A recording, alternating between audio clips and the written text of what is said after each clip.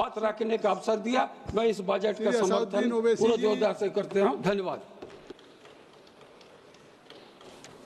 बहुत शुक्रिया चेयरमैन साहब। मैं इस बजट की मुखालिफत में खड़ा हुआ हूँ क्योंकि ये अहम मुद्दों पर इंसाफ नहीं करता। मिसाल के तौर पर सर, अगर आप देखेंगे मुस्लिम एनरोलमेंट जो UDIC का डेटा है 2021-22 का, मुसलमानों का एनरोलमेंट गवर्नमेंट का डेटा बोलता है प्राइमरी में 15%, यूपी में अपर प्राइमरी में 14%, सेकेंडरी में 12% और हायर सेकेंडरी में 10%। प्राइमरी से लेकर हायर सेकेंडरी तक आते सर 5% की गिरावट होती है। वही सरकार का AISHE का डेटा है 2020-21 का।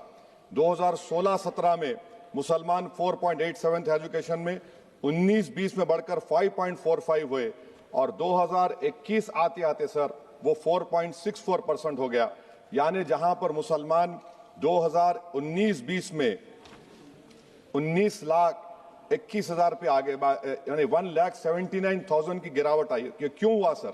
ये इसलिए हुआ क्योंकि ये मोदी सरकार तासुब और तंग नजरी के मुजाहरे करती है। इसी वजह से मुसलमानों अक़लियतों में ड्रॉप आउट रेट ज्यादा है, लो एनरोलमेंट है और वो हायर एजुकेशन तालीम को मुकम्मल नहीं कर सकते। सर 3 स्कॉलरशिप स्कीमें हैं, 5 साल से cabinet committee of economic affairs in स्कीमों की मंजूरी नहीं दे रही है सर। 5 साल से। ये आपकी तासुब और नफरत नहीं है तो क्या है बताइए आप? बजट तो पास हो रहा है ऐवान में, 5 साल से आप पैसे नहीं दे रहे हैं। क्यों? क्योंकि cabinet committee of economic affairs इसको मंजूरी नहीं देती है। और मैं बताना चाह रहा हूं, आप विकसित भारत बनाना चाहते हैं, मैं तायद करता हूं, मगर क्या आप 14% आबादी को नहीं पढ़ाकर, उनको एलिनेट कर आप विकसित भारत बना पाएंगे?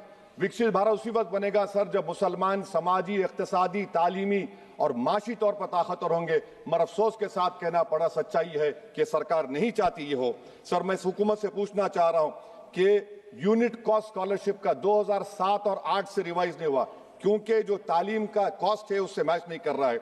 आप 3 स्कॉलरशिप को डिमांड ड्रिवन नहीं कर रहे हैं। 11 साल से आप 10 स्कॉलरशिप नहीं बढ़ाए, वही नंबर ला के रख दिए। मैं डिमांड ड्रिवन करने का मुतालबा करता हूं। सर प्री मैट्रिक स्कॉलरशिप को क्यों 9th और 10th से शुरू किया था? Sir highest drop out rate मुसलमानों का है और हमारे मसीहा वेस्ट बंगाल में बैठे, वहां पर ड्रॉप आउट रेट मुसलमानों का 23%, आसाम में 30%। आसाम की सरकार गोली मारने का वीडियो कम बनाएगी तो शायद मुसलमान पढ़ ले तालीम में। सर मैं मुतालबा करता हूं कि मौलाना आजाद फेलोशिप को दोबारा शुरू किया जाए ताकि अक़लियती और मुस्लिम बच्चे हायर एजुकेशन मुकम्मल कर सके। पेरेंटल इनकम आप इजाफा क्यों नहीं कर रहे सर? 1 लाख रुपए, 1.5 लाख रुपए क्या स्कॉलरशिप मिलेगी सर बताइए आप? और सर आपको मिसाल दे रहा हूं, आप तो काबिल आदमी हैं। 2022-23 में बजट था माइनॉरिटी मिनिस्ट्री का 5,000 करोड़, कितना आपने खर्च किया? 16%।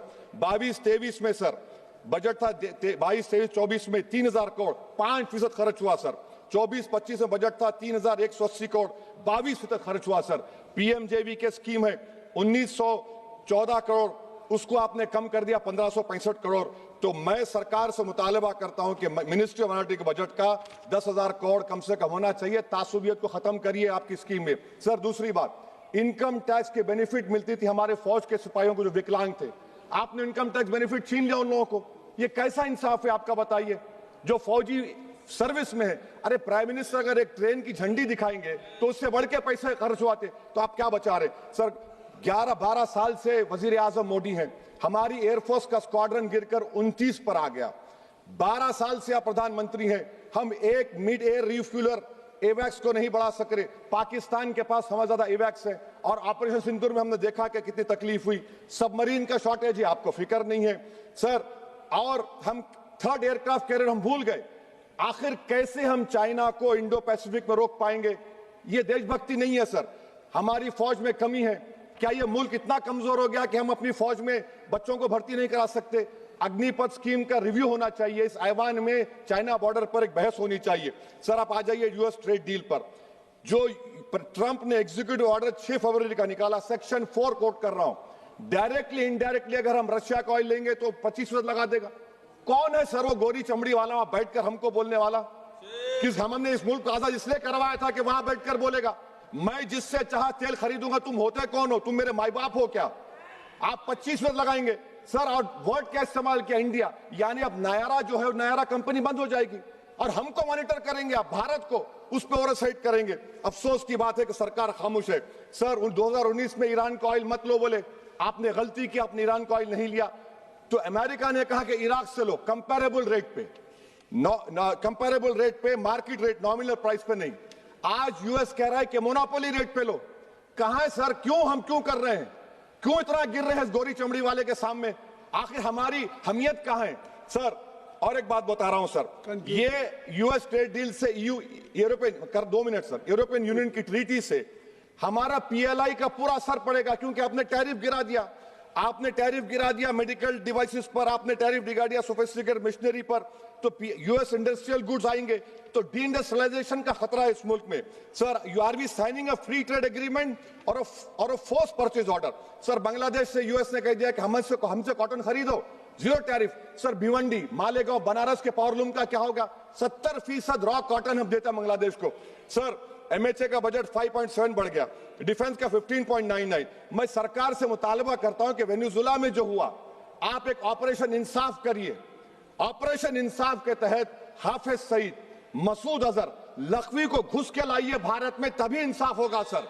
जब तक खत्म कर रहा हूं सर, हम कुलभूषण यादव को भूल गए।